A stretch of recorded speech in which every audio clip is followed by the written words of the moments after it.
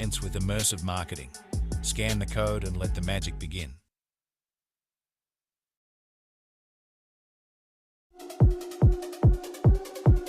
Welcome to a world of unforgettable experiences and immersive marketing.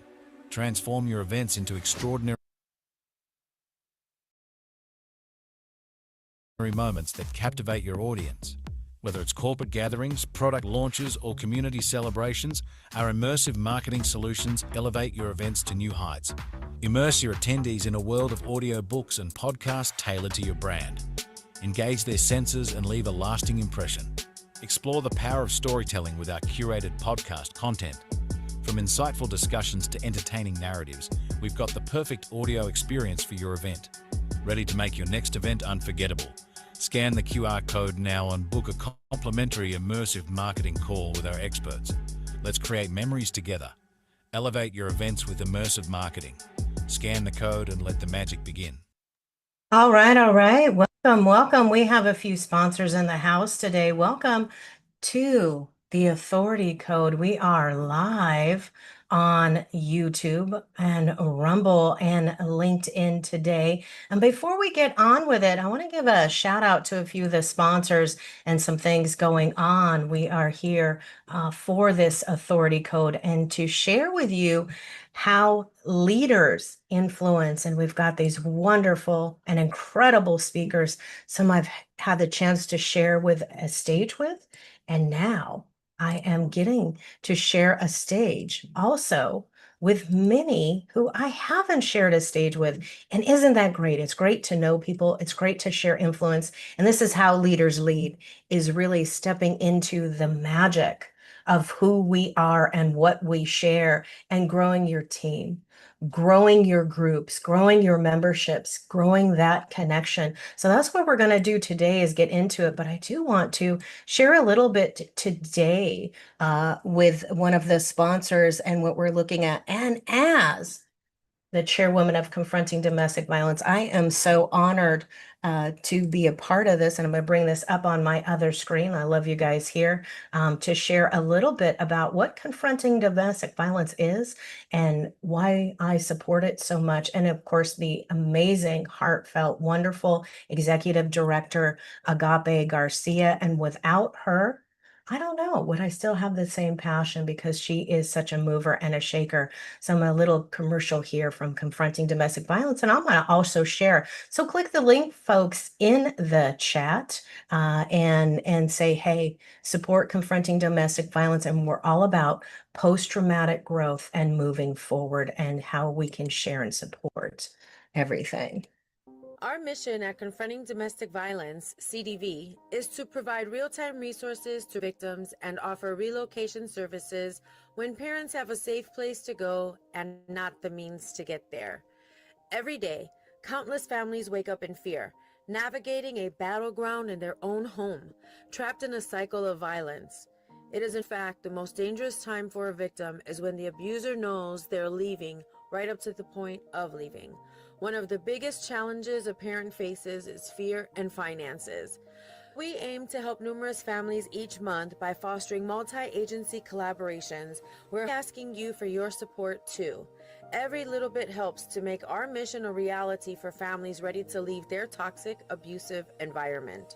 No parent should have to leave everything behind or resort to homelessness when leaving for safety. Your contribution can make a world of difference, offering a family to feel safe at home once again.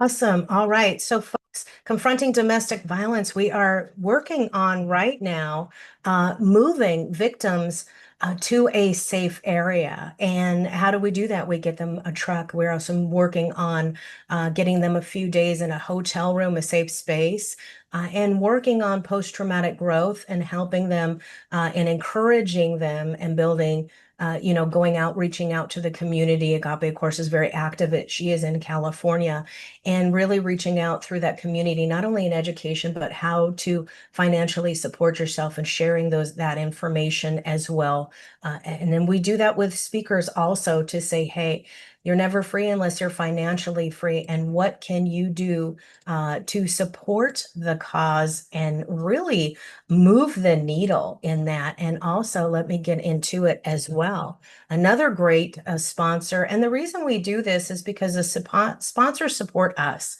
The sponsors support our stages. And without sponsors, how can we run a business? You know, whether it's affiliation that you're sharing as a sponsor or a good cause, how are you supporting the community and what are you doing to support that? As well as let's get one last commercial, and we'll just get into a few shortcuts. We are sending out the bat signal and looking for people to come in and join us as well and say, hey. So we like to give it a few moments. It's always good, a little tip for people who are actually, you know, learning business, running business and saying, hey, what do I need to do to stand out and shine? And then I'm going to bring this up to my other window and go ahead and do this. And sometimes, hey, that's what we do. We do have to sometimes look away and do our business. This is great. This is it's Bookmas, and it's all about a visibility campaign from Summer De Silva.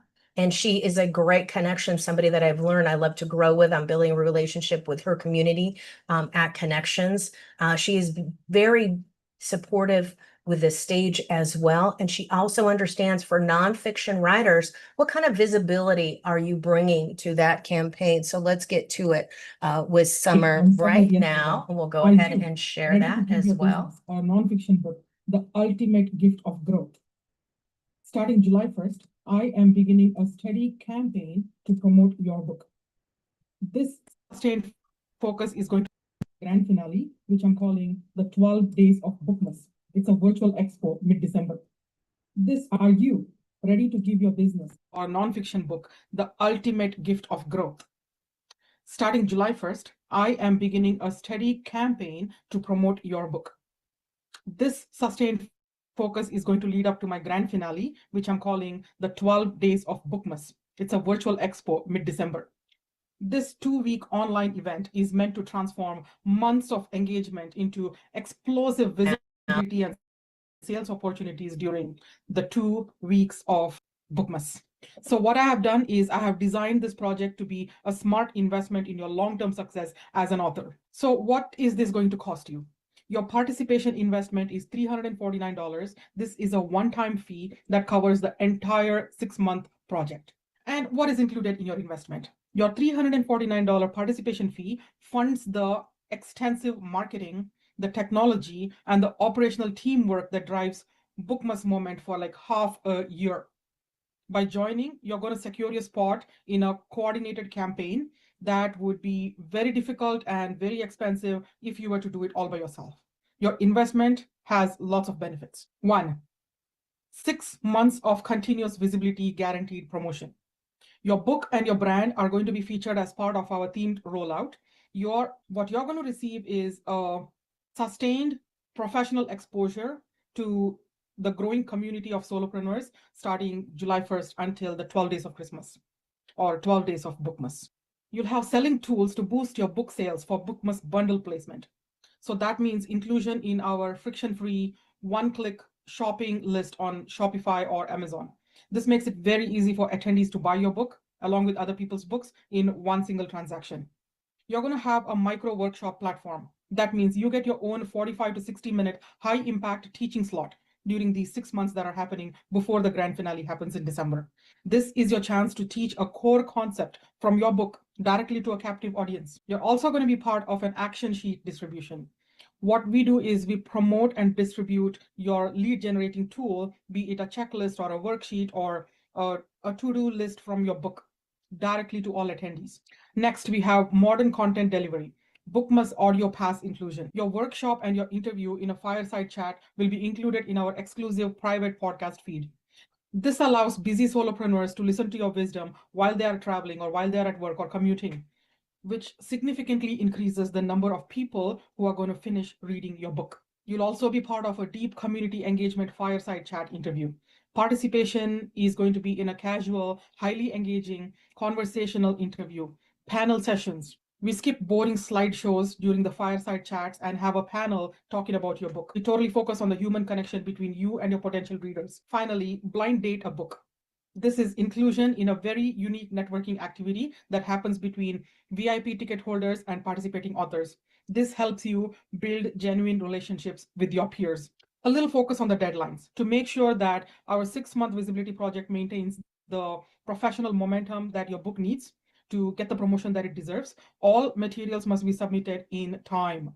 Your applications must reach me by the 31st of May, and acceptance emails will be sent out to you if you're accepted between the 1st of June and the 3rd. Awesome. All right. So if you're writing a book, and we have Plot Twist coming up shortly, another fantastic summit for authors and those who want to share, get on the stage and get out of there. We're going to share a little bit here and we're going to get into the conversation shortly. I just want to let you know there's a few other things going on. And why do we do this? Because it's great to let people know what they can look forward to, what you've got going on, and a little bit more about that. So I'll share the rest of this in here. And if you can't be here the whole time, you can get the VIP. You want to take notes on your time in your quiet space. Maybe you want to binge watch, replay something. I encourage you to go ahead, get the VIP package. And many of the speakers have incredible VIP gifts and are sharing and opening up a special schedule for you to get on a one-to-one call. So a little bit more about that later. If you want to jump on a one-to-one call,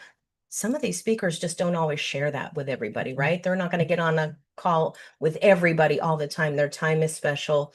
They've been in business for a while and they know that, but they want to reward you. So if you're here, you're in the Zoom room, or you are watching live, you're welcome to get that VIP package and upgrade. So let's get into it. I do love this. It is such a chance and an amazing moment for me to share the stage. I am so honored to be here in this moment with you, and welcome to the Authority Code. You know, it's really where leaders are coming in to sharpen their voice, their strength, their visibility, and learn how to influence with absolute authenticity. And for these next 3 days, you're going to hear today, tomorrow, and the next day, right? The 19th, the 20th, and the 21st. Come in, pop in, support the speakers. And if you're watching on social media, I encourage you to get into the Zoom room. Go ahead and register. Click that link from Event Raptor, and I'll pop that in just a sec and say, hey, you know what? I want to get to know these speakers. I want to be part of this event. I want to get in the room and get to know them. You're going to hear from great speakers. You're going to get to know a little bit more about them. And what are they about? What's going on? Who are they? Get a little more juicy connection in there. And I believe we're truly in, everybody's got attention deficit disorder. And I don't just mean ADD. I really mean that we need attention. We are in, and the great Tawana says this all the time. We are in a trust recession, and we don't trust people because we're not connected. So this is a chance for you to turn on your camera, say hello, be in the room, be where all the action is taking place. And if you can't be there, we honor that and welcome on the social media. And thank you so much for being here. So let's get to it. Let me bring up this round robin questions. What we're going to do is we're just going to go through one speaker at a time, and these speakers have a chance to just answer the question about them and about their business. So we're going to find out, this is all about leadership and community building. How do you influence your audience and your community? And it just comes from a passion for me to volunteer to be out there in the community. And I think as entrepreneurs, and I know the wonderful entrepreneurs and the conversations I've had with everybody in the room today, and for those of you out there that can't be in the room right now, is that, hey, what can I do to move the needle and share my why, my passion, and change everything? So let's get to it. So Art, I'm going to bring you up and I'm going to spotlight you. I've got the first question, and I'm going to add you here on the spotlight, and I'm just going to let you go ahead and share. You know, the question here is, what does influence actually mean to you? Beyond social media likes and vanity questions, we talked about your stories that you share, your business, and what you're doing in the community. So how do you influence beyond scaling social media? Influenced by just giving people the opportunity to get what's best for them. I focus on the people I'm dealing with. I focus on their needs, not my needs. A little story from my father's day. When he first got into the insurance business, I'm a life insurance agent, an independent agent. And he went to a neighbor who was a captive agent for one company. And that neighbor, he asked the neighbor a question about a certain policy. And the neighbor said to him, "You're selling, you're not buying." And that was the moment that my father decided he wanted to become an independent agent, because we can represent many companies and find what's best for the client, not just a limited number of things available for me as an agent. To me, that was a lesson I learned when I was a child, and it stayed with me the rest of my life. I want to be there to help people I help and give them the best. To me, that's influence.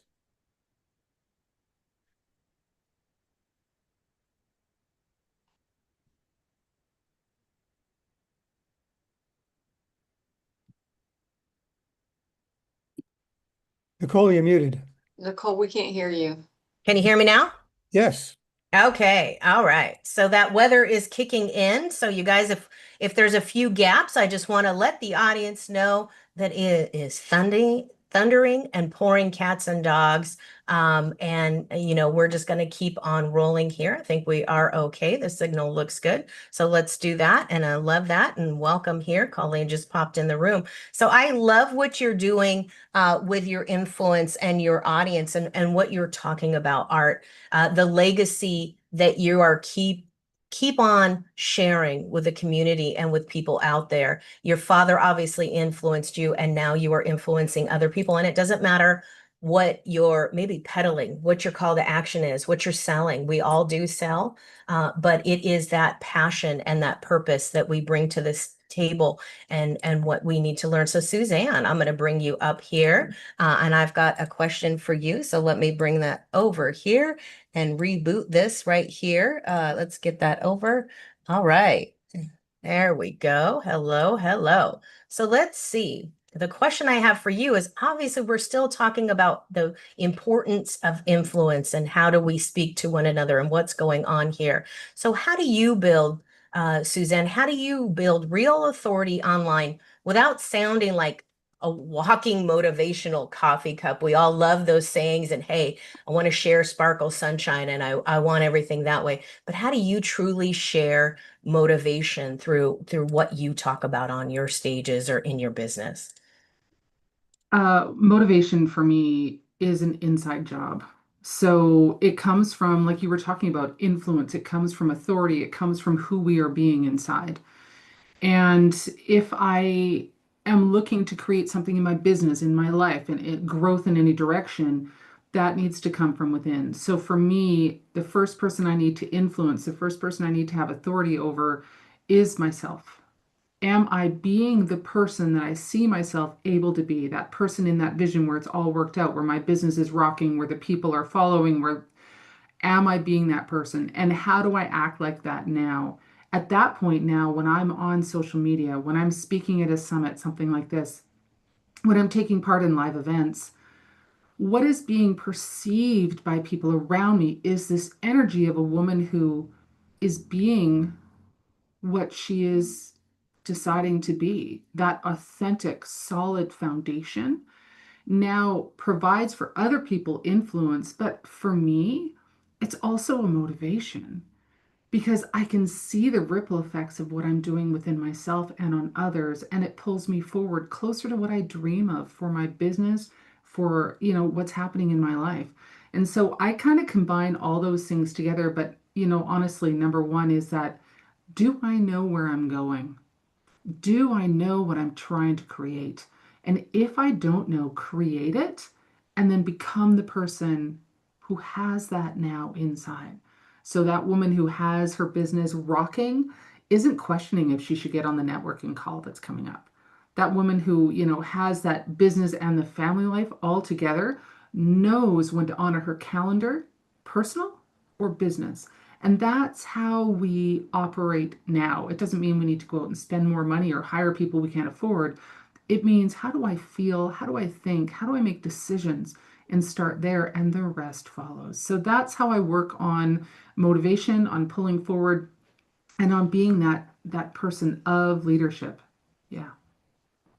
I love that. You're absolutely talking about leadership, being in the room, and it starts on the soul-led level from within. That is so great. What a wonderful thing to share is that if you're not working what's going on inside, if you're not working with your community and that self-love and that self-leadership, you're going to be exhausted in your business, even in your personal life, right? So go within so you don't go without. Thank you so much. And I'm going to bring up Angelina here, and you guys put in the chat, what does it make you feel? Go ahead and put information in the chat. You're there on LinkedIn, and we've got so many great people on LinkedIn in the chat. Let's see. We have Leanne Stock in there, and we have a few other wonderful people that have popped on in there and saying, "Hey, what's going on? How are you? Thanks for the support." I'd love to hear from you. How does this make you feel? What does that bring up to you in that way that says, hey, does this really affect my business? A lot of people don't look at that. And Angelina, so the question I have for you is, what creates trust faster with an audience? Polished perfection, and I can't even get that word out right now. And I talk about this all the time, and with my clients, and that they feel for them that they have to be perfect all the time. I got to be right center on the camera, right? But I'm human. I move. I have two screens. So what say you about being in that authentic connection? Not being afraid of the sentence, I don't know. Having the willingness to call forth the intelligence, the leadership, the wisdom of the people that are around you, whether it's your family members or whether it's your team members or whether it's your leadership, your leadership team or your reports. Having the willingness to be curious and removing from yourself and from the system that you serve the pressure to have all the right answers.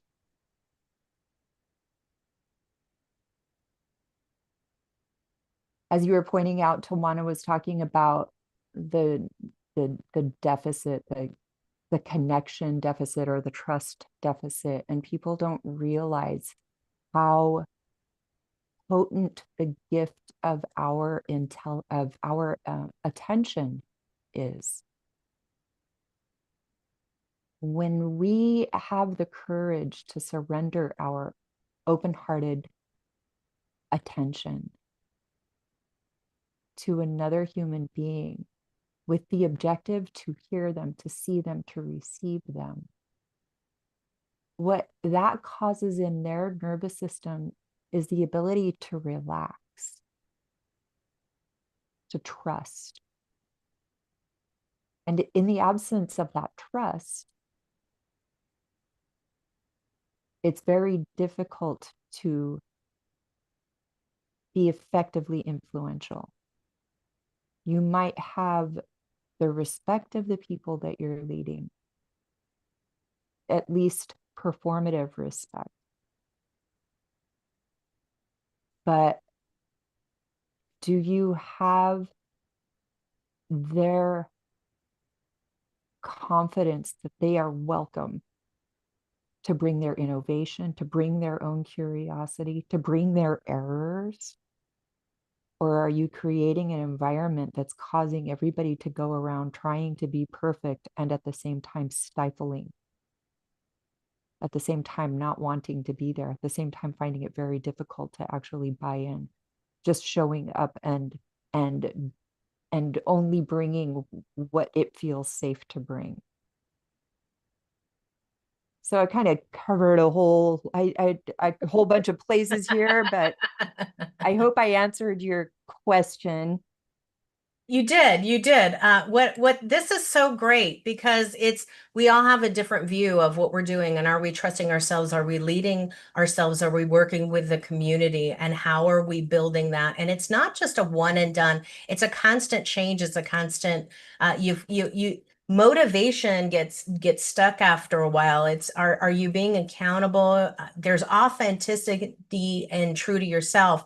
But you don't just want to show up like, hey, I'm here shopping at Walmart on the first of the month, right? You're in your pajamas. You want to show up and lead all times. You want to show up and go, hey, I am leading from my insides. I am leading from who I am and leading with everybody else. I'm going to bring up Donna Ricardo here, and I do want to say there's some comments in the chat here, right? You know that at work within, right? So you don't go without. It is so wonderful. Don't be superficial, right? We do have to act a little bit different. Sometimes we do have to put our little kind of actress or actor hat on when we get on stage and really show that personality.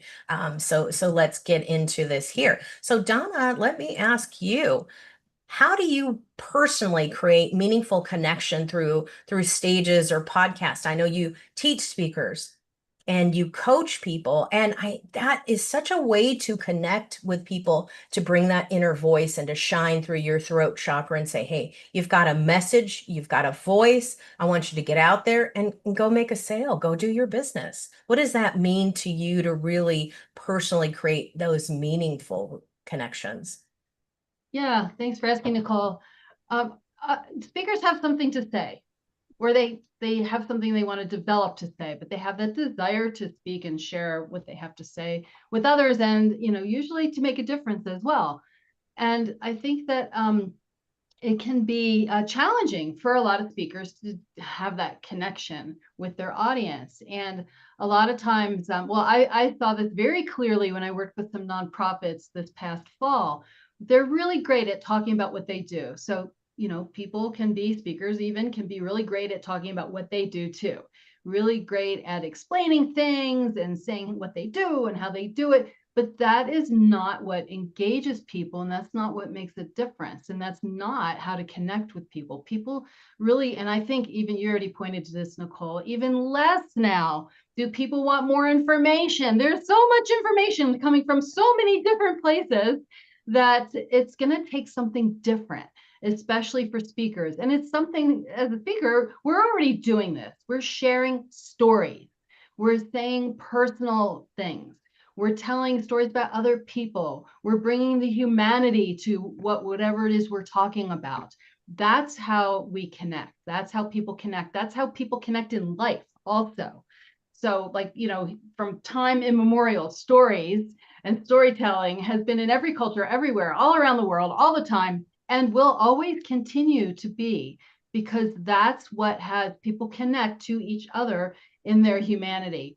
So that is, I think, the most important thing about connection is making it real, being authentic. You could say that too, but stories, they should be the authentic stories too. They should be real. Don't be afraid to be real, raw, gritty, and just get down to the heart of things. That's what people want. People are tired of this glossing over things. Everything's being glossed over right now. And I think that it's time for us to go deeper and tell more real life story. You're on mute, or you're Orators in the tribe, the orators around the fire. I'm going to have to just reset my mic. So can you guys hear me okay now? All right, thank you. So those great orators from all around. I want to bring Tawana up here because she really shares the impact of storytelling and people in their business, and saying, what does that influence mean for you? So Tawana, let's see here. Glad to see you, friend. How do you lead with heart while still being seen as a strong authority figure? It kind of seems counterintuitive at times, doesn't it? Well, yeah. And I think, we kind of have to realize that a lot of people are a little bit hesitant to lead with their heart. That may basically because of maybe previous situations that they've encountered, especially if you kind of grew up, so to speak, in corporate. You're really taught from an early age, don't share your heart. The downside of that is that, and some of the other folks have alluded to this, Suzanne alluded to it, Donna alluded to it also, is that the desire for meaningful connection has never been higher than it is right now. And the thing about story sharing is it it does several things. Number one, it gives people what they want, because we know that 68% of consumers say that a story helped them make a purchasing decision. But even beyond that, what you can accomplish in the story sharing, and I do, the story to sales thing, that's my wheelhouse, is you're combining authority with empathy, and you're doing it in a beautifully unique way.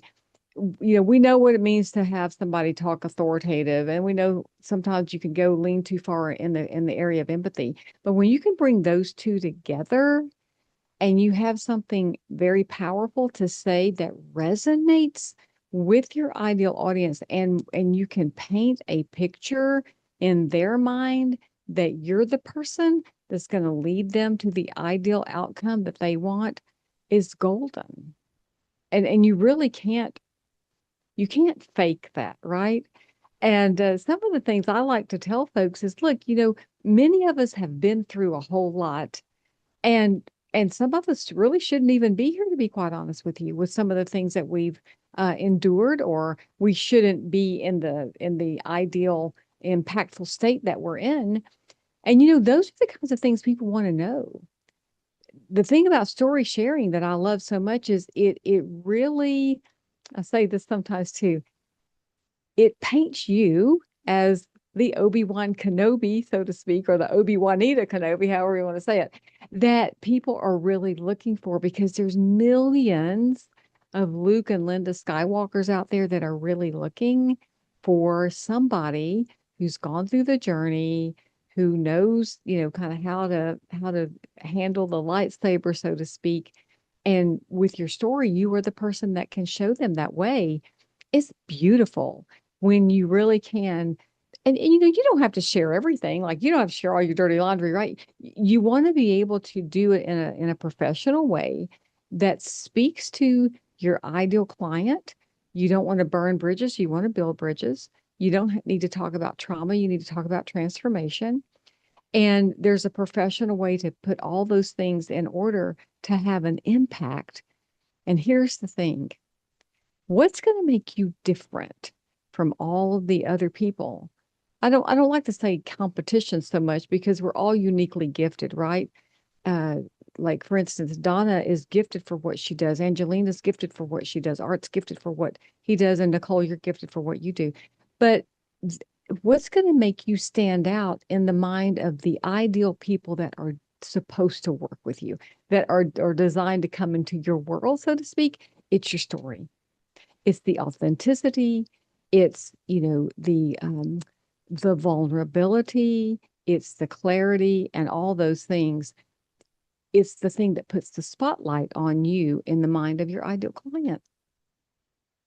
100%, 100%. You want to be in the spotlight. It's so connection. It's all these degrees, maybe even the 6 degrees of separation. How are we connecting to people? What are we doing to drive the connection and truly build the relationships with the world, and what we're doing, how we're doing it, and why we're doing it?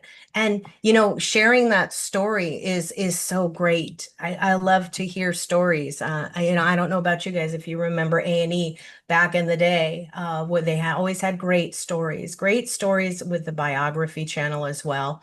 We want to hear that orator out there, the speaker, the person that is sharing these magical moments with us. And so let's go back to social media for a second here. Take the situations that didn't kill you and use them as a foundation.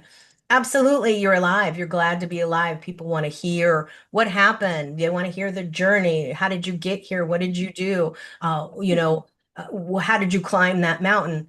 and that you climb the mountain, and it's the drama, right? We want to hear that drama because we have felt it. Maybe we can't share it with other people or feel we're ready to share it. But let me bring Mary up here. And Mary, hello, hello.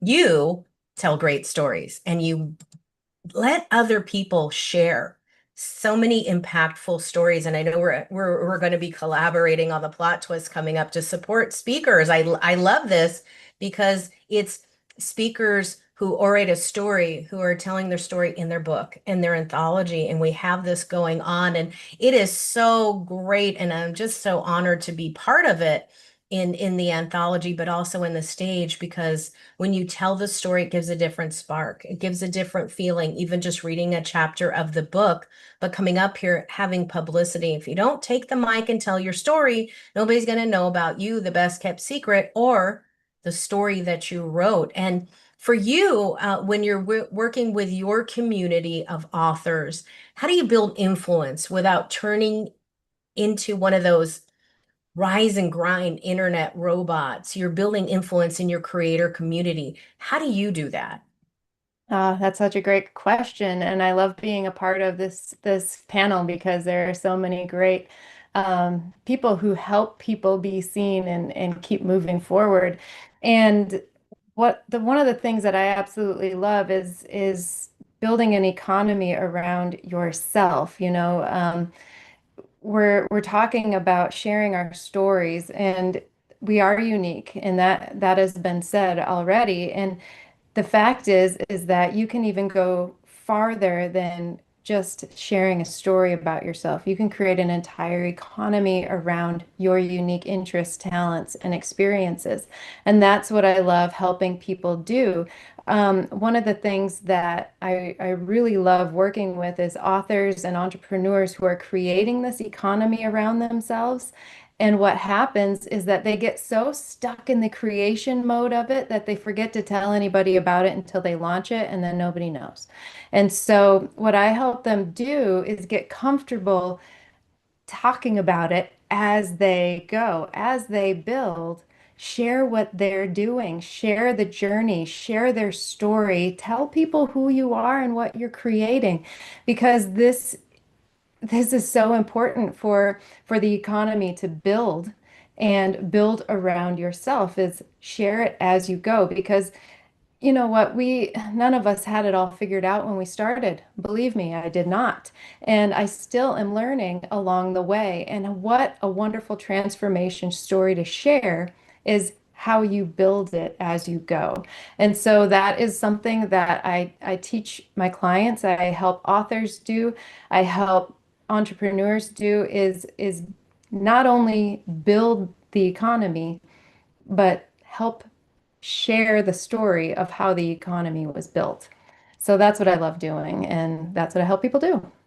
And I love that what you do, because you're so supportive and encouraging, and it's part of your business and it's your brand. Otherwise, you're the best kept secret at all times. Nobody knows about you. Why would they buy your book? Why would they get your book? They want the connection, right? And a book is a great way to establish that. But getting on the mic, turning on the camera, even sharing, chapters to your members about your book, and your seeding that anticipation of your book. And there's so many people that are so great about seeding their books and selling ahead of time, and it may take a different marketing avenue. But the fact is that how are you getting out there?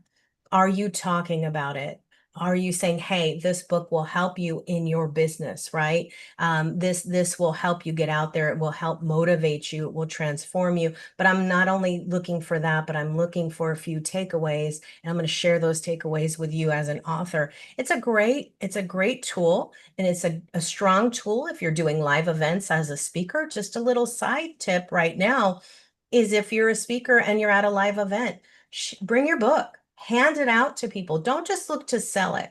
You might not be the top dog in the industry coming to the stage, but you can share your book and gift it to people. How wonderful is that? Hey, I want to share that with you. I mean, for me, I'd absolutely exchange a stage, right? There's value in that story and just the fact that you shared a gift. So let me bring up Colleen here. Colleen, my question to you is, what role does storytelling play in building trust and authority for the audience, for you? I mean, you do this so well.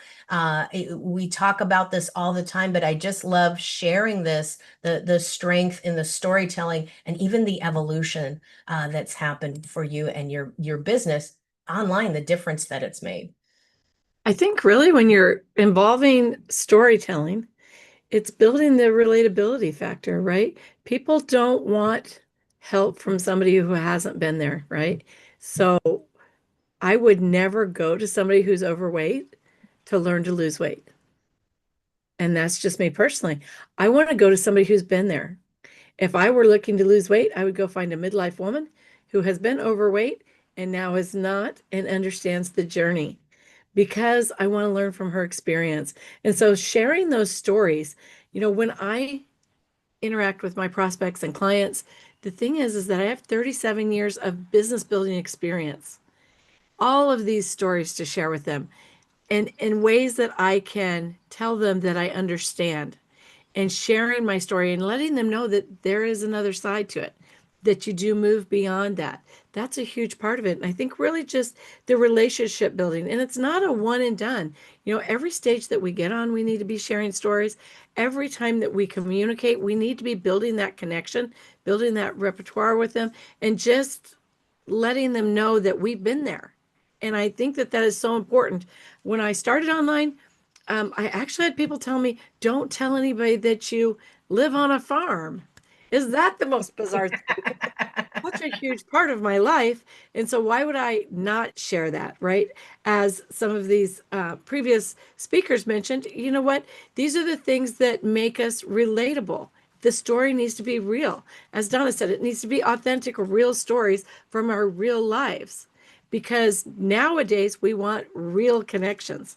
And the way to build those connections, to build the trust, to gain their trust, and to ultimately have people as clients is by being real with them. And so I think just the stories, I integrate those stories throughout my newsletter every week, throughout emails. When I'm teaching my clients, we use their story as the basis and the foundation for everything that they do in their business.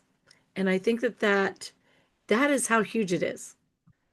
That is how huge it is and how important it is that it's real. I will say too that I was reading a LinkedIn post earlier this week, and it said that as you scale, you get bigger problems, right? You're no longer learning to be consistent online. You're no longer learning how to not let leads drop. You're learning how to show up more, how to duplicate the months you've had, and how to level up, and how to train teams and things like that. The last thing that you want to be worrying about after you level up is how you show up. The biggest way to simplify how you show up is to show up real, is to be authentic. Oh, I love that, right? And people mention so much about their authentic self, but do you know your authenticity? Do you know your little unicorn horn self, right? Do you know that? And for anybody here, whether you're on social media or you just popped in the room, we'd love if you have questions. Anybody in here, if you have questions for the panel, love to share it with you. Connect with each other. And get to know the speakers. That's what this is for. It's a little taste. It's a little bun. It looks like Dr. Andre had to step out for a minute. And Brazil, if you're available, if you want to come on, I got some questions for you. Welcome, Beth Ann, just coming in here. I love that. Welcome, welcome. You're always welcome to put some information in the chat. But let me get over here. And yes, I know I'm looking away out of my camera. There was some great comments that are in social media. Working with someone who has been there, the value of telling your story. Clients know us. They get to know you. They get to build a great relationship with you. What are you doing to build the connection? And the story really defines you more. Let me tell you, I have this conversation all the time. Then where do you live? What is the weather? They're great conversation starters. But are you looking at that? And as a chairwoman of Confronting Domestic Violence, this came up the other day. I teach people about, and I share this, and I'm an absolute advocate of safety. 20 years in law enforcement plus and security, probation, all that fun stuff. You have to be personally safe.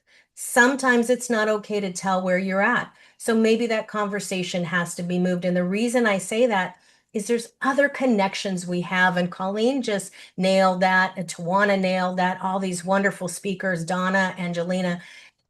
You're building your authentic you. You're becoming the leader. You're influencing your audience, and know that there's always a different way to pivot and tell a story or find connection.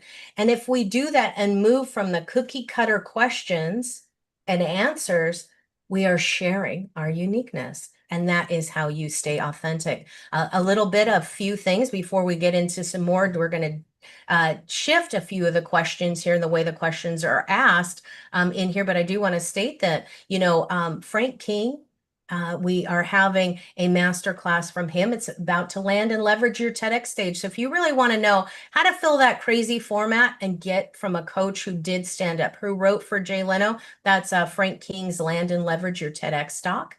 And one other sponsor that I'm going to mention here is Glenn Friesman. He's got the Digital Speaker Agent. It is a digital app that's going to help you move the needle in those applications, because it could take an hour and a half. Why not take 2 minutes?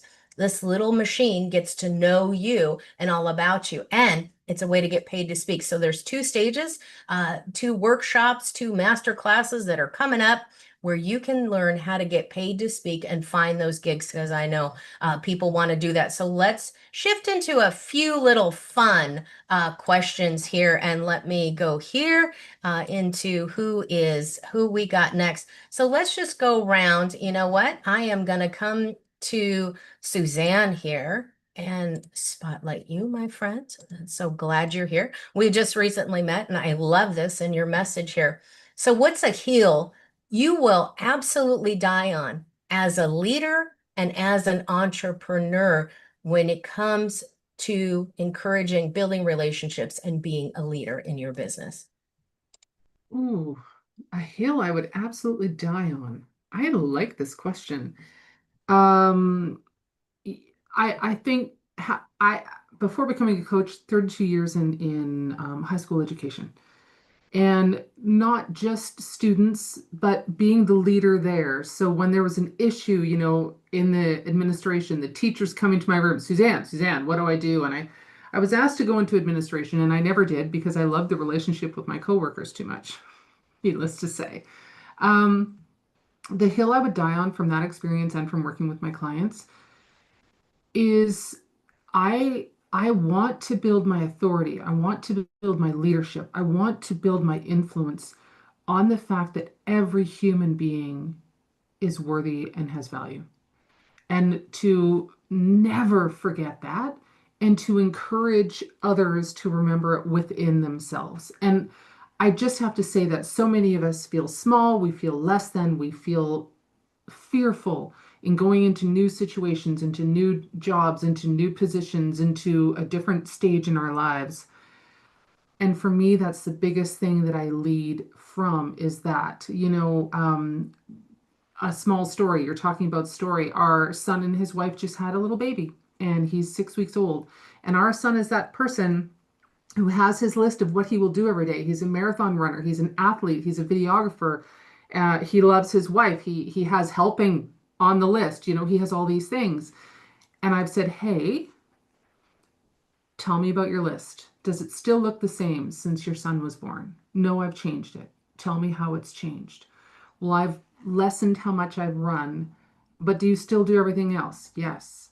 Is it okay for you to accept yourself as growing into a new position? To allow yourself that grace, to know that it's worth the time to say, maybe I'm going to work out or run, not both. And so leading him to, and he's tearing up. But he's going, how can I do that? I said, you can do that. You're worth it. Sam needs a dad who knows what comes first, right? His son. He's like, oh, and he sits back. And that that leading from that, you are worth it. You are worth putting yourself first in a way that makes things work for you personally or business wise. And that's my hill to die on. I teach from it all the time, and I lead from it, and I am it. So, yeah. Absolutely. Absolutely. I love that. Yes. Yes. You're worth your change, and keep going through your list and growing. And oh my gosh, what a wonderful thing. Now the grandma, how wonderful is that? And to say, hey, life has changed. What's happened, right? And you can change and focus. And for your son to have such a support system in you, to bring that legacy, to change that story, to pivot and turn, and to you're not only changing your community as a soul-led leader, but you're changing your family, you're building the legacy, and that's the relationship that we constantly go through all the time. And let me bring up here, I want to bring back on this one. Let me see here. Let me go to on my screen, flipped a little bit. So let me bring Angelina in here, just going around that. Angelina, what is perhaps one, maybe two business trends that you would just secretly, well, now publicly, can say that you would wish would just disappear in leadership for people?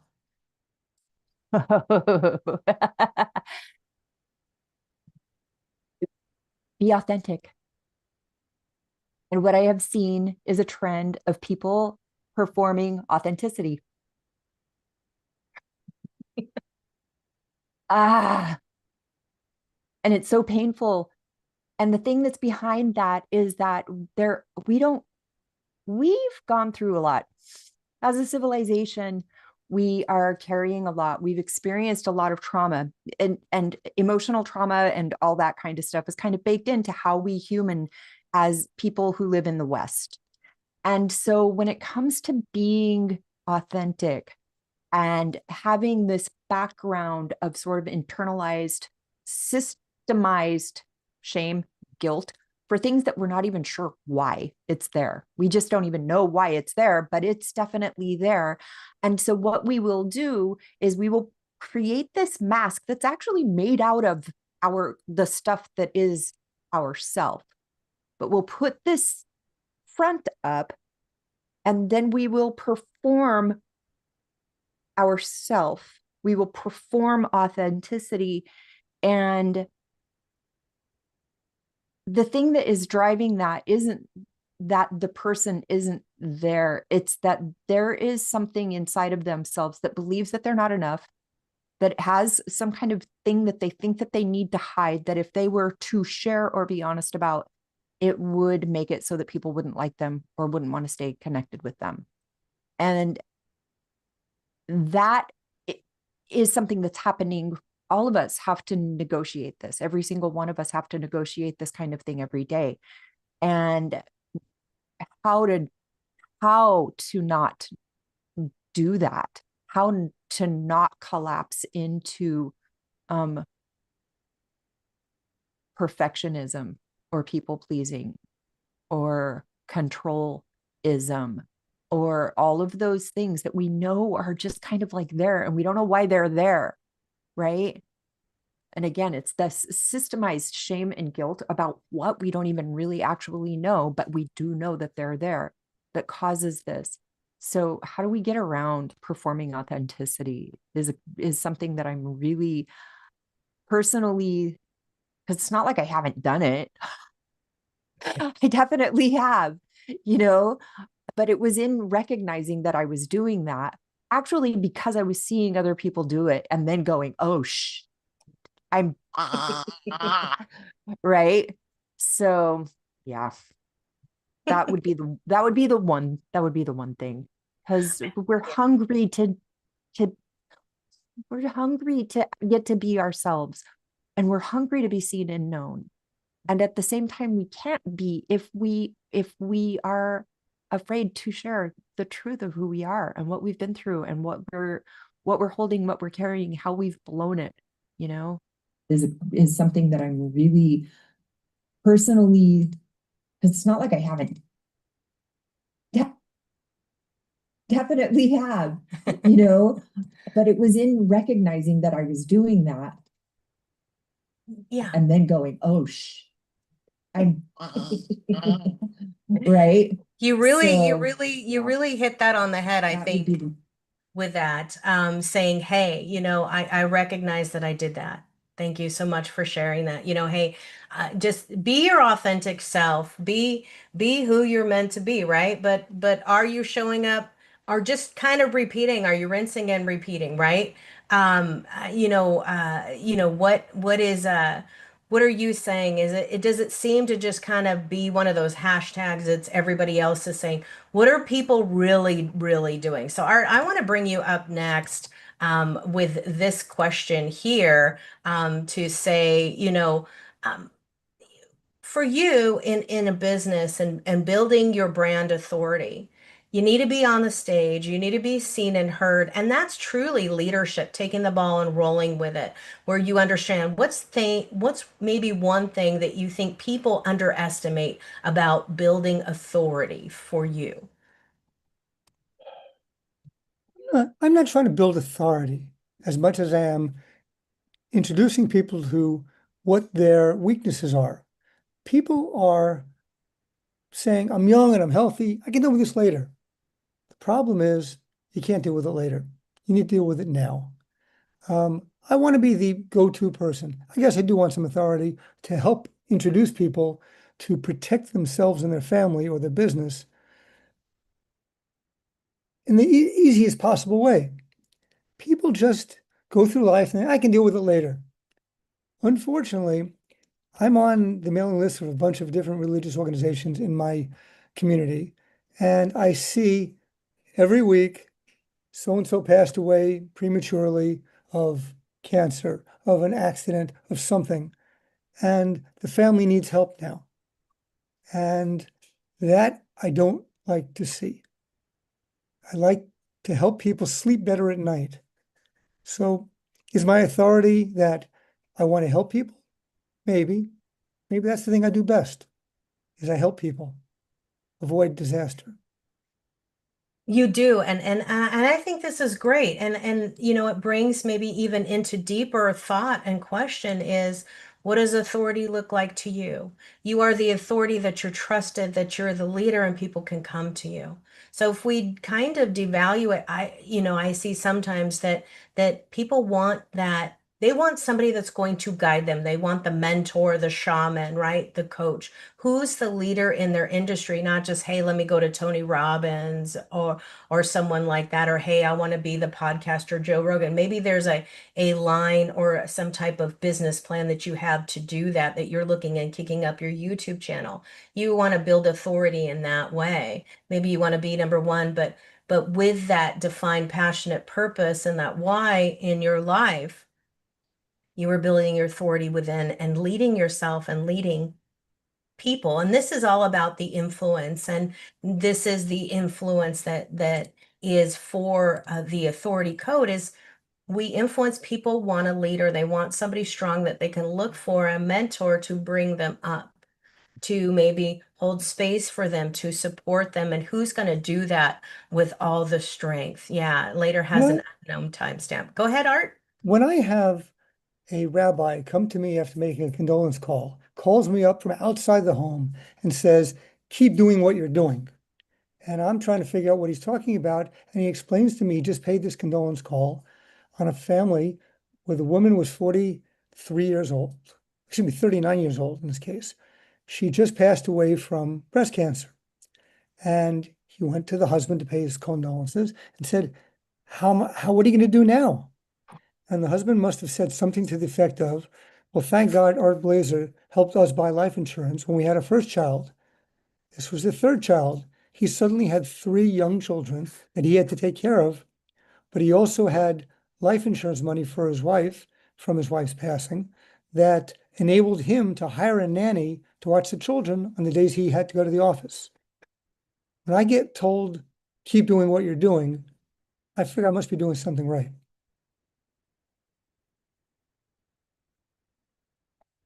100% on that. You are doing it right. You are the trusted person in the community, and people know that they can come to you. They know that they can trust you with the journey that's going on with their family, and that you're not just there to sell them a product. You're selling the service, your heart. You're building community and community trust. And this is so much even with for a cause marketing in business is saying, hey, a percentage can go here or I can volunteer. Maybe you're making money and you take a day off, you take every Thursday off and you go volunteer somewhere. That is changing your community. You can do that if you set your business up and you've delegated tasks, set up automation, or even come in and said, hey, I'm going to take this day off. You're making that money. So you can do that if you're looking at that time for money. And it's marketing. So if we start to change and pivot just a little bit in our minds of what we do. So let me bring this question to Mary right here. What's your favorite way to build genuine connection with your audience? Well, one, I have to show up. I have to be authentic, like we were all talking about, but actually be authentic, be myself. I love sharing. I have a Facebook group, I have a YouTube channel, I have a podcast, and so I use all of those media to connect with my audience and share stories and share who I am.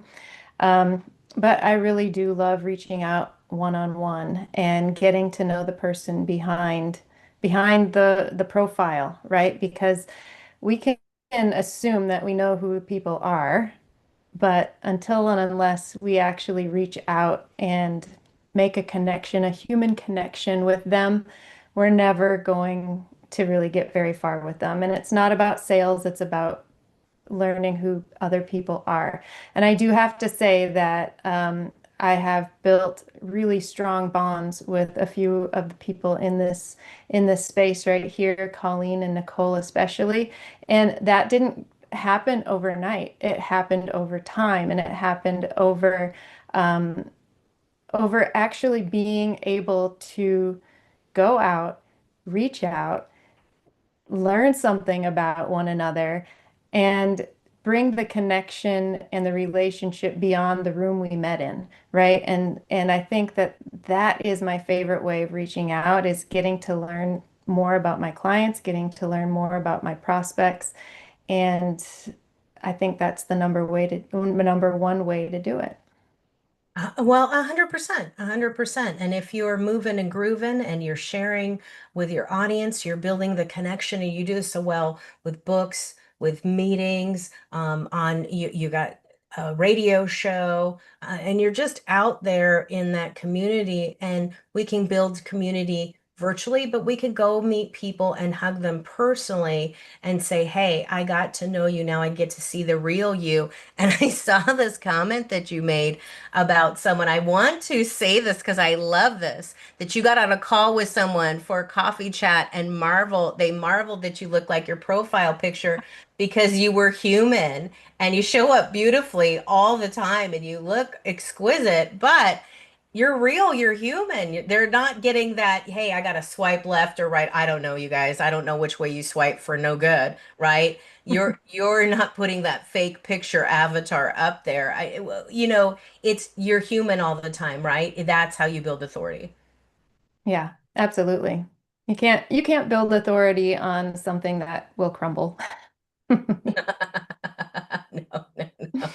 No, you can't. No, you can't, but I think it's great. It's real, it's raw. Talk about authenticity, right? Hey, we can be authentic and say, hey, what WWE song would you walk out on stage with before the big fight? It's your thing, right? I think it's fun being on the stage, being that person, being in that SmackDown. What are you doing? It might not be your thing, right? I like eggs and bacon for morning. Maybe somebody likes a smoothie. I don't know. Everybody's a little bit different.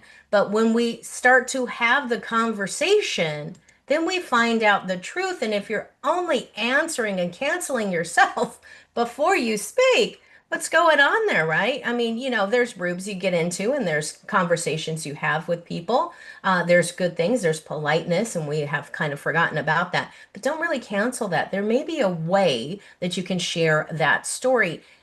in a different tone and style that will hit for that group. I think that's great. So, you know, when we're talking about authority, Colleen, if leadership had a warning label, and you've been in leadership in the community, on the virtual space as well, if leadership had a warning label, what would it say? I think it would say they're watching. That's the only warning label you get. And I say this, you know, when I had a little confrontation with the gentleman, an older farmer. I'll just say this. I drive like a bat out of hell. I pay a lot of money for vehicles that go really fast. It's my thing. I love driving fast. I pay my own insurance, pay cash for my vehicles. I do not put other people in harm's way. If you know where I am, there are maybe 11 cars a day that I see, maybe on a good day. So for me to drive fast where I am is not a big deal. But I had a gentleman pull out behind me on my drive to work one day years ago, and my car had my logo all over it, and he followed me into my business. It's like, I see you driving that fast. What are you doing? And I'm like, got good insurance and I love to drive fast. But it just says people are watching. They're always watching. Another time, quick story I'll share with you. But before I do that, I want to say, Mary, on what you said, you know, I met Nicole and she has everything in person that she appears online. So there's this, met her in Florida and went on a road trip with her. So that was super fun. Another instance, I was hours away from my home ordering at a Starbucks, and a young girl in her 20s came running up and she's like, "Oh my God, you're the chicken lips lady. I'd know your voice anywhere," because she'd heard all my commercials. These people are watching, and I'm like, my name's Colleen. So they get my name right. My coffee, right? But people are watching. That's the warning label that comes, is that they're watching. There is 0 point and 0 progression made when you are not showing up real. You need to just be you. And I have gotten on many calls where the very first question I ask when I get on calls with people is, "Hey, tell me about you." And so many times people want to very first deflect and reflect back to business. Here's the truth of it. If I like you as a person, once I get to know you, it doesn't matter what your business is. I will find a way to sell that for you. Whether I'm buying it or I'm promoting it to somebody else, I need to have that connection with you. And so as a leader, the warning label says this: they're watching. You're muted, Nicole. They are watching. They are watching. They are watching. Yep, just gotta give it a second here. People are watching, right? They are watching what you do, and you want to build connection. There's just different ways to build connection. And are you listening to what people are saying when you're building the connection? Or are you doing cookie cutter stuff where you're not being authentic, you're not being unique, you're not allowing the person to answer the question and trying to control the entire thing, right? Where somebody sits, where they look at the camera, where they're going. We're just having a one-to-one conversation. This isn't going live. This right now is going live, but perhaps that one-to-one conversation is not going live. So let's connect. And if we truly want to connect, we have to accept people where they're at. Like, hey, can I offer you a suggestion? As a host, as a content creator, you may want to try this. Just notice that there's a way that you connect, and I know Mary's so good at this as well, is that there is a way that you connect where you ask a question, you let people answer it. And you don't dime them out for answering the way they are. But maybe, just maybe, if it's not the answer, and I learned this in investigations focus, if it's not the answer that you're looking for, maybe it's a question you asked. Because they're good investigators and ask the questions sometimes that they know the answer to. And just because you think that's your answer doesn't mean that that's their answer. They're not going to add it the way. So let's remember that we're building connection and finding love. And oops, something just knocked my camera off. Well, okay, but that's okay. Are my lighting? I love that. I love that. It does come with a warning label, doesn't it, sometimes? And if something can happen, it will happen. So just so you know, in life as well in business and on the virtual space. If it can happen, it will happen. So what's the funniest? And Brazil, if you're here, friend, I think she had to leave. Oh, she did. Okay. I was hoping that she'd be able to have a second and come off camera. But I think she had to go back to her business. Sorry about that. And Dr. Andre, I know I saw him earlier. But haven't heard from him. He popped in. I hope his connection's okay. So let's talk about this. And I want to ask Donna, because I know Donna, you've spoken and you've been at events. What is like something just kind of maybe funny or a little bit weird that you've experienced, but has taught you not only about stages, but building relationships that maybe you've experienced at events that's really stuck with you and said, hey, maybe I should look at this a little bit differently than I thought it should go that way. Probably the we could say the weirdest thing that's happened is early on when I first just had the desire to speak. I didn't even know what I was going to speak about or what I wanted to speak about or what I even had to say, but I had a great opportunity, and I didn't know that I was going to completely freeze. I froze, I went mute, and I had to leave the stage. Like, they had to take the microphone from me, right? And so I realized that maybe this is something I have to learn. If I want to speak, I need to know how to speak. And so that was a big eye opener to have had that happen. And there wasn't really much I could do. Kind of tuck my tail and slink off. So yeah. But how has that changed for you when you're like, hey, I'm teaching other speakers and I'm working with other speakers? It's such a life lesson that you can laugh about now and just be like, oh, wow, these are the things you need to know, because not everybody wants to give us a chart or a list of what goes on backstage. Like, hey, my light just fell. Oh, well, it happens. And I do that because it's like, okay, I couldn't control that. I didn't cause it. I didn't reach over there and say, hey, I'm going to throw this across the room and make this big noise. But not everybody talks about that. We going back to that perfection question. We can't be perfect all the time, and we have to be ready. What has it taught you, and what do you love to share with your clients about that?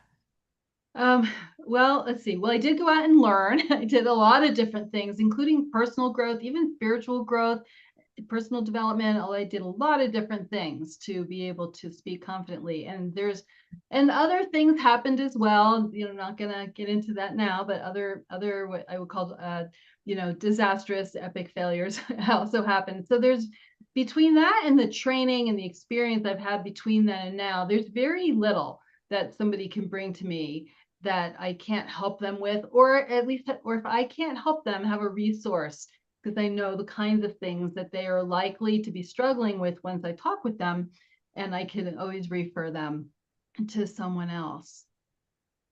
100%, 100%. And you can refer them out, or you can know people, and it's something that's taught you, and it's a way to influence people and do really build into that leadership and authority, even online, because people know that they can trust you. It's hard to trust people online. It is, it is, it is. Okay, so let me go back here. I want to bring up for this question.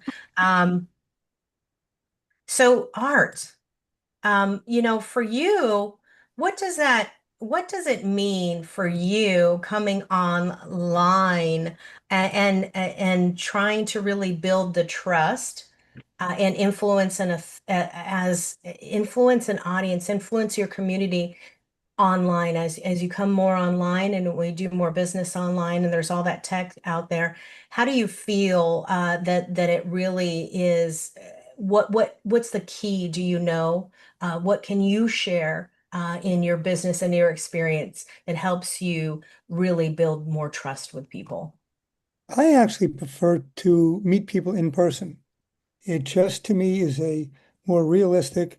If I do it online, it's by Zoom or by the iPhone, to have FaceTime, because speaking to people and seeing their reaction is a lot better for building trust than doing it all over the internet with emails and back and forth that way. I'm definitely an in-person type person. As far as promoting the business, I haven't had as much success as I would like doing online with LinkedIn, for example. People just, there's so much out there, you don't even know how they're filtering your stuff and how much of your material is getting to other people. They claim to have millions of members, but how many of them actually see what it is that you post or you do? I would much rather say to somebody, call me and let's do this face to face, and deal with you, not with a million other people, because they're not you. So I'm, in that regard, I'm not so sure all these multi-million publications really are as effective as they claim they are. No, because you can buy them, right? So it seems there's a lot into it. And that's how we bring the trust back, right? How do we bring the trust online, knowing that we do have to leverage, right? We do have to leverage that authenticity onto a virtual stage, going into virtual reality, moving forward. That's what's coming. But we have to establish those connections. Not everybody can make it online. I loved meeting Colleen in person. We got to spend some time together, share some stories over dinner, get to know each other, work together live and in And that's person. why you have trust with her, Mhm. because you talk to her. But I talked to her before getting to know her in person. So that was it. That was really it. And it's learning how to key up to people's answers and who they are, right? Beth Ann says, Art, connection with me. I can give you some referrals. She's got some referrals to you. I love that. She wants to connect with you. That's amazing. Thank you, Beth Ann.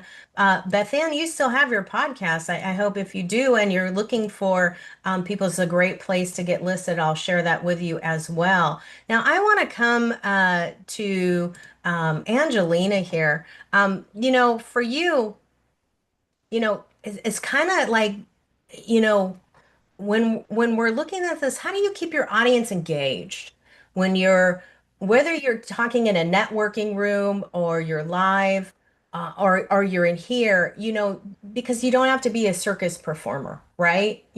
That's the real influencer. You're not getting all the bots, you're not putting that out there, whether you go live or you're just in a room with people. How do you building that trust? I love asking questions. Like, what are you doing with this thing that we're talking about right now? How are you using your attention today? Where have you been using your curiosity? When you place your attention really solidly with another human being, what do you notice? What can you feel they notice? Having curiosity is basically like opening a pipeline between yourself and the person who's in front of you. There are many different flavors of attention, and most of us get caught up in the habit that we learned a long time ago and practiced a lot of times to use our attention in a judgeful way. And when we are using it and pointing our attention in a judgeful way, either outwardly or inwardly, it shuts down our curiosity. It makes us feel like we need to protect. And the possibility for connection can't occur. When we're asking questions, however, especially when we're truly genuinely expressing interest in the other person, and who they are and what they're up to and how they move. People love to want to be known. They love to be seen and to be received. And so if they feel like you're inviting them to share themselves, they want to fill they want to fill your cup. And you having that curiosity makes it possible for that empty cup to be filled with them. Connection is inevitable when this occurs. Oh, wow. Yes. They want to be loved. They love to be loved. Don't we all want to? We're a little bit attention deficit, right? Right now. We need the attention. We need to build the trust, but let's not jump into the attention. And that is the difference between being the influencer and your cute your little bikini selling coffee on the corner. It's great when you're 20. It's kind of like living in your van, right?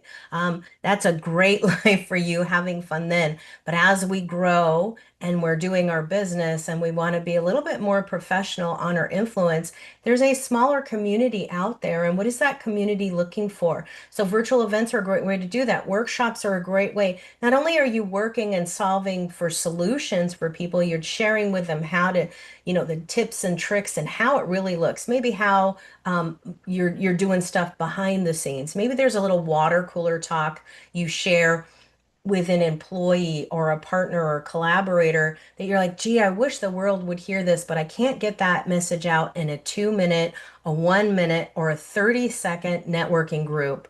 And everybody else is talking about, being a pet whisperer when I want to talk a little bit more about business or maybe connect. I love that. Good for you. That's great. It serves Caesar Milan well. Absolutely. But we have to remember those variables of listening and truly loving that. And yes, we all judge. We are meant to do that as humans, but what way are you using it for to judge where people are going in the conversation? That's a good spot to start. That's a healthy way to do that. So yes, and I want to bring Stephanie. Welcome, Stephanie. Dr. Stephanie just was able to pop in. I'm so glad you're here. We had an amazing conversation a few times, and I love this. And what makes somebody memorable to you when you're talking about building trust, being in the room with somebody, even on this virtual space and influencing that says please, you don't want them to mute the mic forever, right? We want them to share their story and to share and be in their voice, be 100% them, lead from within, be on that soul-led level. Instead of like, oh my gosh, please mute your mic, or I want to mute you. We've all had those moments like, oh, are we in the same room together? Are we having that same conversation? And saying that sometimes I think it's being in love and saying like, hey, maybe there's something we're missing, trying to change the conversation. But how do you do that for you, for influencing your audience and the people that are in the room with you? What is a good way to move forward and to really give them that moment when they're on the mic and they have that moment to chat with you? This is such a great question. And I apologize for being late. I was actually recording my own podcast and then had to jump on after this. So thank you for being gracious and allowing me to jump in. But whenever you are kind of building your influence as a leader, I think it starts with connection. And I've heard a couple of the others share information along the same lines, but it is all about connection.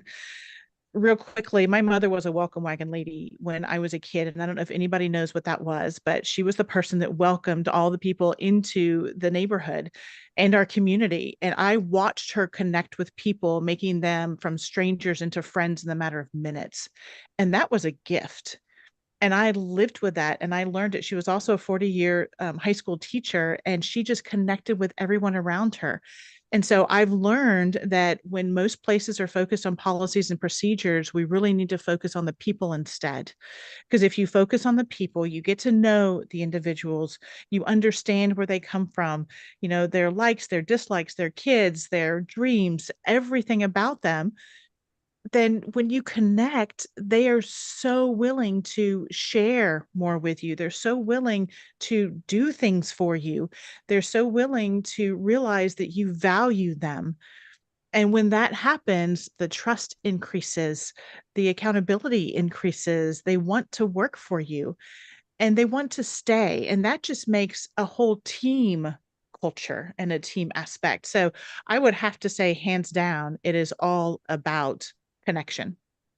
Oh, hugely. Well, I guess the welcome wagon lady is now the Walmart people greeter, right? It's not the same effect, right? It's like, hey, how's it going, right? There's those ones I mean, remember years ago when you're in there, it's not just when you're going shopping at the mall and someone's like, hey, because they get paid to say it. It's that Mm-hmm. enthusiasm and that really heartfelt, I love you, I want to know more about you. And this is what you do so well, which I see in the conversations that we have and watching you is that sharing the story first.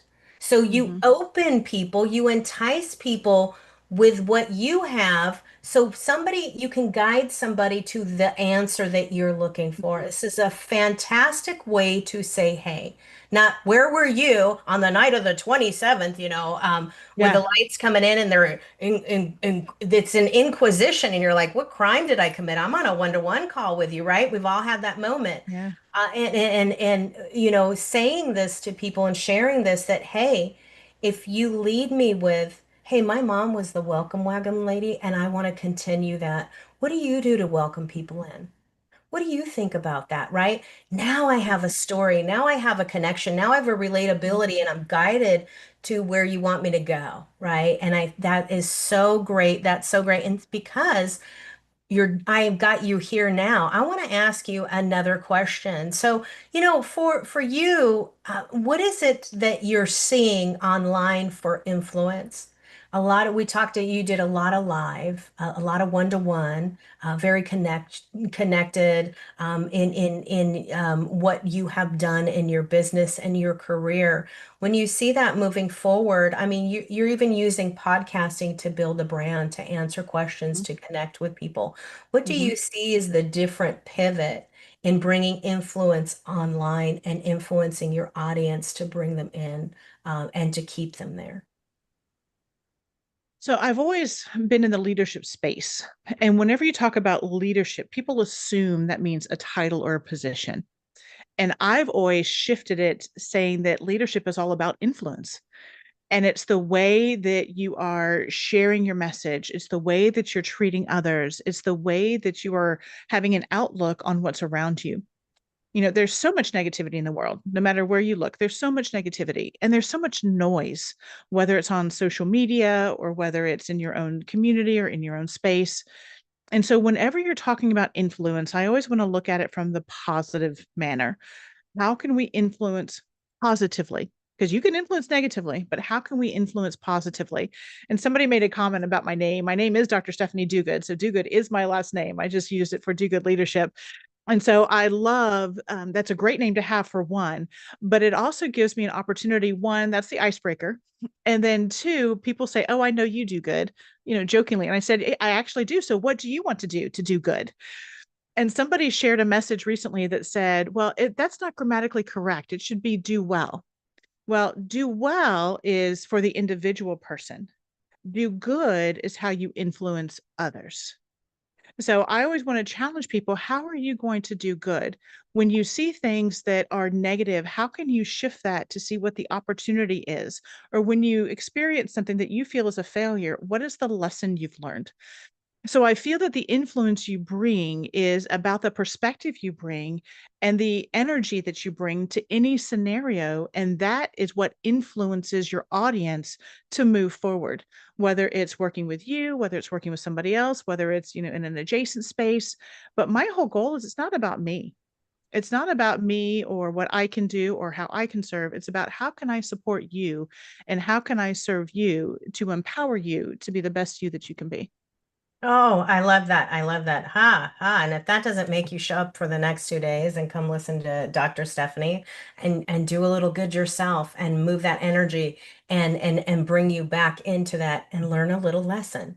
And these are little tidbits we're having just by having conversation and influencing people to think, maybe critically think or go, oh, wow, I didn't think about that, right? What can we do to really do good? And I love that you branded that name. And it's like, hey, I'm going to take advantage of what I got. It's Yeah. all about leveraging that and branding. What is that? How are you leveraging that? How are you using that? And how are you changing?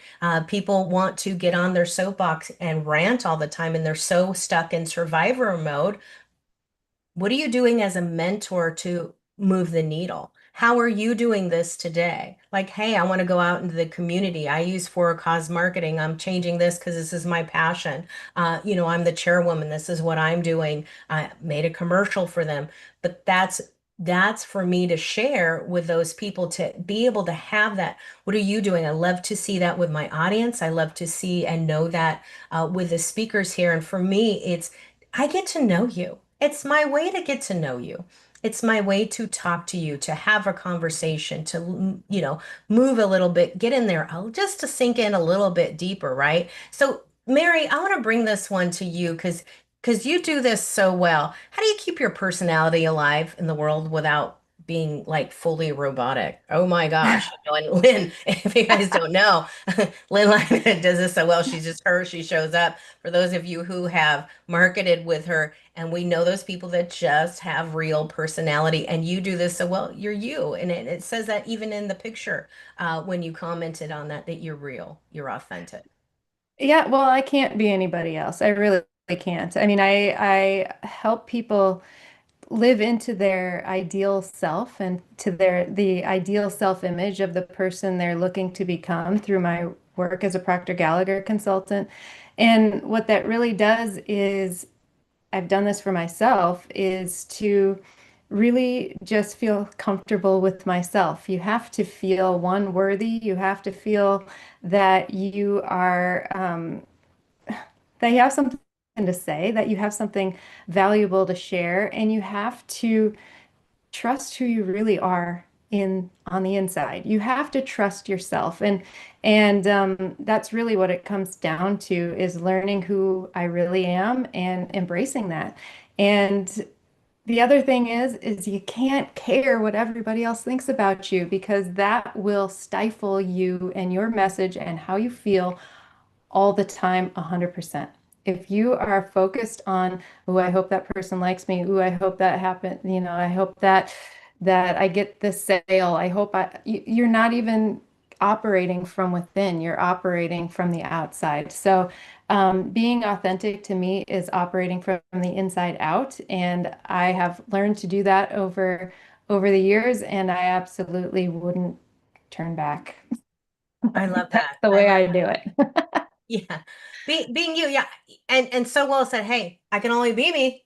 Can't be you. And I've tried. I've tried to fit in that cookie cutter. I just kind of escaped each time I'm the square, square peg in the round hole. How do you do that? How do you get that in there? Can't shove it in there. But also knowing the difference of are you forcing yourself on other people? So it's good to ask yourself that question every now and again. Am I forcing myself on you? Do I need to tell you that? Do I have to answer everything? Do I have to patronize you and mother you and tell you everything? That's not what we're looking at in influencing. People don't need that. They have a parent, they have a family member. What they're looking for is true mentors that can really influence, move the needle, and share with them the how. And that's what this is all about. So there, that goes one more time. So we're just going to move that and keep that there.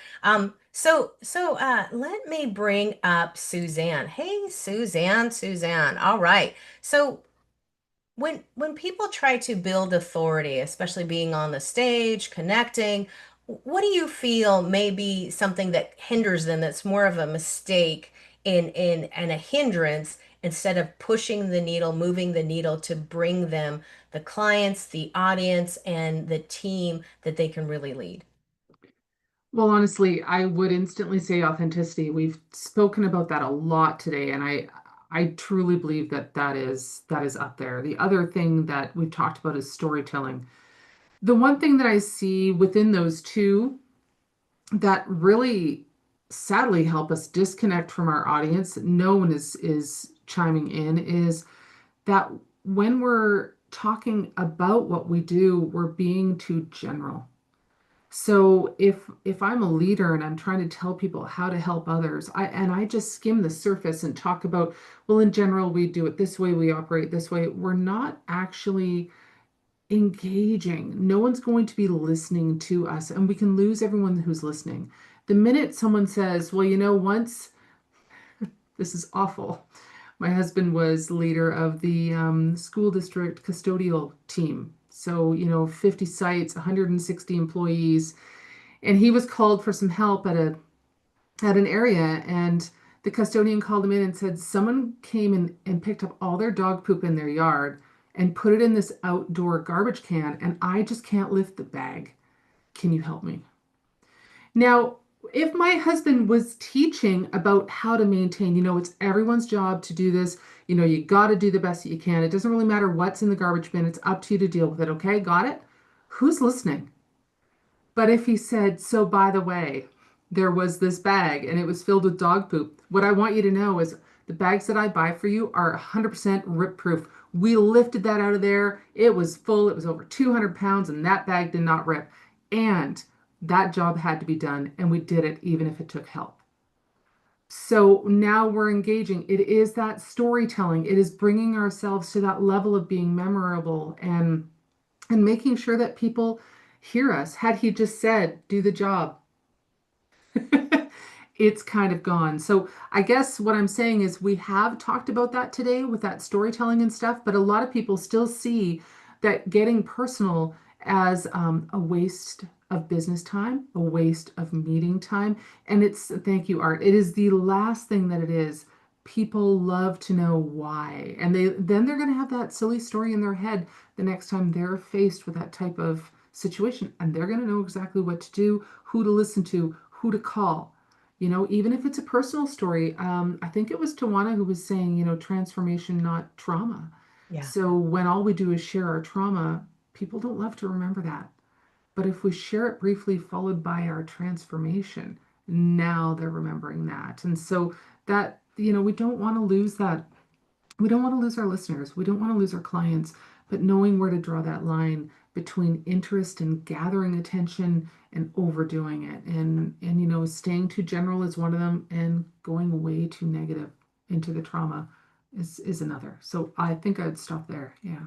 Yeah, and that's great. And that point is they don't want to do the trauma. So when we were coaching for the domestic violence summit, it was, hey, we want to share that stickiness, kind of rip that Band-Aid off pain point, but we do want a loving solution. And if it's something that's going to trigger you, yes, sometimes there's speeches, and yes, there's stories where you're going to cry a little bit. But you don't want to hurt people, right? You don't want to bring such a pain that they are like so triggered to leave. Right? Yes. We got to remember that. And that's that getting on your soapbox, banging your drum all the time. You got to listen to me. You got to listen to me. You got to listen to me. Where when someone offers a solution, are you listening? And that's so much with a virtual space, because people can leave quickly. They can leave easily. They won't stay. They won't ask questions. They won't engage. And that's the thing. And speaking of engagement, I see some wonderful connections going on in this room, and I love that. And I hope you all connect with each other. You're all aligned. You're all looking for that leadership, community building connection. Let me bring this up for, Colleen. This is a question I have for you, and I know you've got this one. What's one thing you think the audience really secretly wants more from leaders, instead of people being like, oh gosh, don't be a leader, don't be strong, right? Let me just wither away. What do they secretly want from leaders? I think they want the truth. I think that we are tired of hearing pie in the sky claims. I think they want real truth. I have clients say to me, okay, if I do all these things, is it going to work? Am I going to reach my goals? And the truth of the matter is, I can't ever tell anybody that, because your success is dependent on the work that you put in. So I can give you tools, I can give you strategies, I can share with you what's worked for me, what's worked for other clients, but how you choose to implement that is always on you. And I think that it's so important as leaders that we remember that it's not inspiration we're selling. It's not, we're not here to just paint this pretty picture. People need the real, honest truth. And a lot of times it's just not pretty, It's saying to people, I've had people say, well, I do that, I do it 3 times a week or twice a week. And I'm like, okay, well, that isn't consistent enough. or you're not doing that enough. You have to be real. You have to be brutally honest, and you don't want to hurt people's feelings. It doesn't need to be on a personal level, but it needs to be on a truthful level of this is what I've done this many times to see this result. Let's not put in little words like we need to show up consistently and then we'll get this result. Let's say you need to show up consistently to get this result. When I say consistently, I showed up 5 times a day for 3 months before I got any response. Let's be brutally honest. Let's not sugarcoat it, and let's not make it a soft, pillowy walk. Let's just tell it how it is, with care and concern, and in a way that lets them know that it is possible because you've also done this or other people have done this, and show them the journey and the path. But I think that what people want is they want the truth as from leaders. We're so tired everywhere we look. It's this pretty truth. It's what people want to hear. They're like, oh, let me alter the truth a little bit so you want to hear it. No, that's not it. You know, that is true, for lack of better anything else. It's hitting the nail on the head. I know when I first got into this business, and I've seen it with other people, and I use this as an example to say, hey, I know and I feel you. When I was so lied to. It's even in a healer coaching community. I got into the healer community as a crystal Reiki master, and I got lied to. And I saw that with the people I was working with. I changed into my speaking business and starting to do the online entrepreneur stuff, and realized that I was again getting lied to, and I was paying people for that. I was paying people to lie to me, and I didn't even feel good inside. I just thought, okay, I'll give it a try. And it's worth giving a try, but when we're constantly lied to that someone's going to be there every Wednesday, when we're constantly lied to that, hey, I didn't put any of the work in, but doesn't it sound good because it works on YouTube? Not really. So what are you looking at, and how do you change? The virtual space is so different. The virtual space is different, how you work and how you can see and know people and look into that energy and feel that truth. You do navigate it, and working with people one to one and in live real into the space is different connection. So it's learning on how to grow, right? Absolutely, so much has changed, and what we're doing right now, and how are we building the trust, and how are we building that, and being vulnerable at the same time. You want to be a leader, you want to be strong, you got to be vulnerable. There's this wicked balance, but you don't want to hide that behind the scenes. It doesn't mean you have to tell everything. There are It's certain things interesting. you can keep quiet about it. Don't make it feel like you're at the Walmart checkout on the first of the month. I'm just saying, I don't have to know all that about you. I love you, but I don't need to know that. But people know, they will sniff it out. They'll do the sniff test, right? Are you true about this? That doesn't ring right. Maybe have a deeper conversation with people sometimes. Sometimes that's the other thing too, is maybe get on a call. And I see many of you getting on a call now with each other and saying, hey, I want to build that. I want to get that trust. I want to refer you. I want to talk to you. I want to get to know you. I love that. I love that. So, let's look at this. So, Angelina, let me bring you up for this one and say, hey, what's your secret sauce for building a community when it's so heavy online? Building a when you say it's so heavy online, what are you pointing to? We are so dependent online on building a community, data driven, analytics, right? And it's not the same as the personal space. You don't have necessarily a place, warm, inviting place for people to come to. It seems like, getting away from going to visit somebody in their shop, in their boutique. Now we're online. For you, how does that work with that change? And we're building communities online. That doesn't mean that you have to go out and buy the bots. That doesn't mean you can do it, but are you getting a healthy balance of live and bot? That, like, the LinkedIn algorithm has changed so much because they wanted to stop the heaviness of the bots. And what did they do? The way they blocked you out as a human, they changed the algorithm. So I get more bots now than I ever did. in other Mm-hmm. countries that are, or in communities that I have kind of no relationship building chance in there. So I have to go outside and bring people back into my community because it's changed so much. How does that, what's your secret sauce for building and nurturing and thriving and influencing people online? So it's the same secret sauce as it is in the 3D world, which is being proactive about being in touch, in connecting and engaging, having conversations in the online space. It takes more. It takes more time, partially because there is so much space. Like it's not like your physical 3D town where there's a finite number of people and a finite number of people who are looking for your special sauce or your secret sauce or whatever. Now you have an ocean of people. So being in conversation, connecting, reaching out, doing one-on-ones, expressing curiosity, and having the tenacity to be consistent, because it takes more time for people to have trust. I put together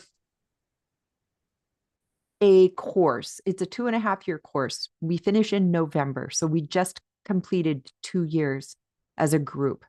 And it took me, and it's all online. It's all virtual, right? We meet once a week. We meet for a couple of hours. It took me about 4 months to create this community of what started out to be 15 people. And it was a series of multiple conversations with every one of these people, some of them who I was already connected with in different ways, some of whom were totally new in my life and came as a result of being referred because of the nature of the content of this course. And so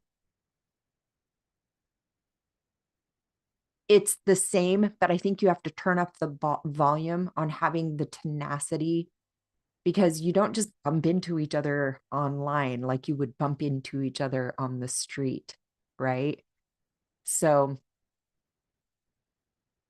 that's what I've got for you on that one.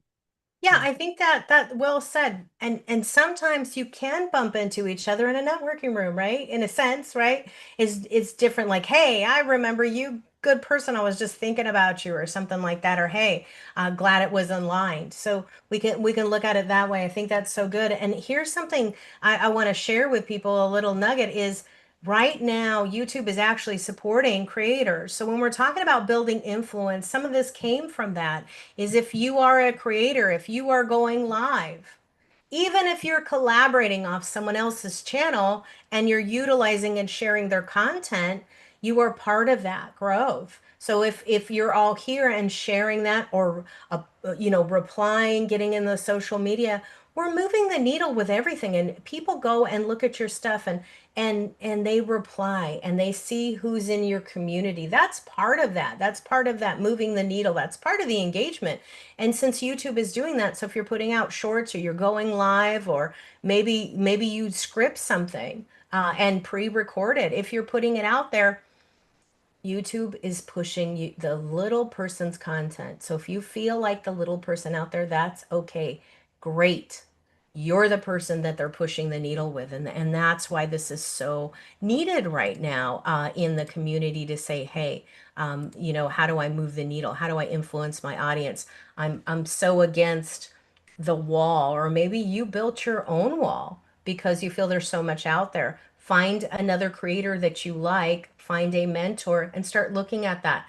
That's not you're not going to be the expert just from a few YouTube videos, but it is going to give you a way, just like Google and or going to Chat GPT and saying, hey, give me a list of things I need to try. And then go to your friends, then get your coach, then go, now I know the strategy, I know the structure, and I know what my passionate purpose is, and that I have a voice and I'm worthy to be listened to. So this brings me to you, Art, you working, even in your community, for you, What is that balance for you into the community with the change and the virtual space being so heavy? And I see, I mean, you're doing it right now. You're here. You're sharing this. This is going out to hundreds of people. Even just in email marketing and in social media, it'll also be recorded um, in the VIP, and that will go out there again, and absolutely a chance to share it as a speaker. When you're doing that, how does that look when you're building your authenticity, your expertise, not just to say, hey, I'm here, look at me, but you have a solution. You are caring and you want to influence that audience in any way possible. I think that grows your network exponentially. Do you find that it grows and brings you a better audience of people that want to be soul-led or heartfelt? Well, I think old dogs like me have to learn new tricks. And internet and posting and things like that is a new trick because it's technology that is relatively recent. But having said that, what I do with my posts is I focus on real situations. And I try to keep most of them on my business. Obviously, I comment on other people's posts and I make suggestions. But when I actually post something, I take the time to do it. I try to say, here's something that happened that maybe you should think about. And here's something you haven't thought about that maybe you should think about. I'm giving people what to think about. Whether that will result in people getting back to me is still an open question. But the people who are commenting on it are saying, you make a good point. Now the question is a point going to get through to the person who needs to make the phone call and contact me and say, something, you're right. Let's get this done. Absolutely. Absolutely. They know that it's important. They know that what you said resonates with them, and that's very important to understand. And that you're listening. That hey, this feels right. This feels good. This is right. This is the connection. I want to hear more from you, and that gives them a chance with a call to action to say, hey, reach out to me. Let's connect. I know people. I know people. I truly want to change the community. I want to influence, and it's not just a numbers game. And that's where a lot of people seem to miss that. Yes, of course, Angelina, I hear you. Thank you so much, Art, for that. It's important. Let me bring Stephanie back up here, Dr. Stephanie.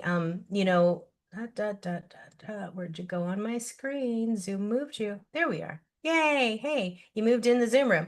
You know, what's something that you feel coming in and just coming out with a bang onto this online space that you feel entrepreneurs or leaders could understand about the virtual space that they may mistake that's a good thing, instead of social media is so bad, it's horrible, it's rotting everybody's brains. We're using it as a marketing machine, and we're using it to connect with people. You use it, doctors use it, consultants use it. There's good stuff that can happen here. There's change, there's connection. There's connection happening in the room. There's connection happening on social media. What do you see that you wish that people understood about that influencing and leadership online? I think that is a terrific question, especially because so many people are afraid of what online represents. It was always seen as, oh my gosh, there's so much noise, it's so bad, all these other pieces. We had the pandemic several years ago, and coming from the educational space, I'm a 30-year educator in K-12 and higher ed. Online was never seen as the best space, but COVID showed us that there is such an opportunity with the online space. Now, with the opportunity, there's also other resources, other versions, other apps that you can use, whatever it might be. But the tools that you use have to match the value you're trying to provide. So if you're using Zoom, like this is a great space, we're getting to know each other, we're collaborating, we're sharing some amazing information. But there's also spaces where it can be negative, where you are really just focusing on, putting people down, and it's gossip and it's, negative types of social media. So I think what happens with online spaces is you have to be intentional with whichever space you choose, and you have to know what your own values, what your own goals are stepping into that space. Now, as a leader, what I would share with you is that you lose some of the communication process whenever you're online. And so, as Art was saying, he likes to see you in person. He likes to see maybe your body language, your posture, the tone, into, all of those things, which are amazing. If we're just using social media, or we're just using something where we can edit and you get only the A roll rather than the B roll, sometimes you're not getting the entire picture. And so, Nicole, you even said you were in a space where people were lying to you, and they felt that that was okay and that's what they were doing. So as a leader, you have to realize that communication is a very complex process. It's not just me speaking, you're listening, and we're communicating. There's so much more than that. It is connecting with the other individual. It is making sure that my message, if my message is a glass vase, that when I share my message with you, that I'm passing it on to you, and I'm not stopping until I know that you've grasped that vase where it's not going to break or change. So being a leader in this space, it's not just, hey, here are all the faces, I'm going to say what I need to say and I'm done. It's now I have to take the time to follow up and say, was there clarity in what I shared? Am I being consistent in my message? Is there understanding? Does anybody have any questions or suggestions as to how I should change? So in the online space, there's more work to be done and more time that has to be used in order to make sure the messages are being shared appropriately. 100%. Absolutely. How are we using the tool, right? Is it the tool's fault? Angelina has to go. Thank you so much, Angelina, for being here. You guys, I'm going to put the link for the authority code. You're going to want to come into the Zoom room. We're getting off of the live. We'll take a quick little tea break and rearrange. Come back in a few minutes if you need to step away for a second. We got Colleen Stubbs coming up, and she is such an authority here. She's going to talk about what entrepreneurs didn't build their business to be buried in it. Buried. Yeah, well, anywho, tomato, whatever. Hard word to say, simple. Looks simple, but it was not coming out. It was just in the struggle. All right, so we are going to stop going online. Let me put this link in here if you guys want to hop in. I'm going to pop this in here into the comments.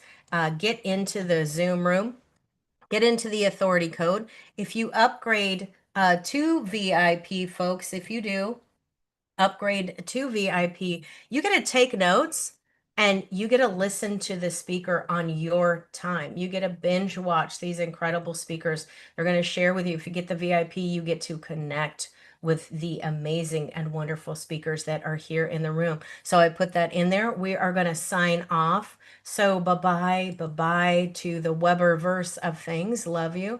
See you later. Have a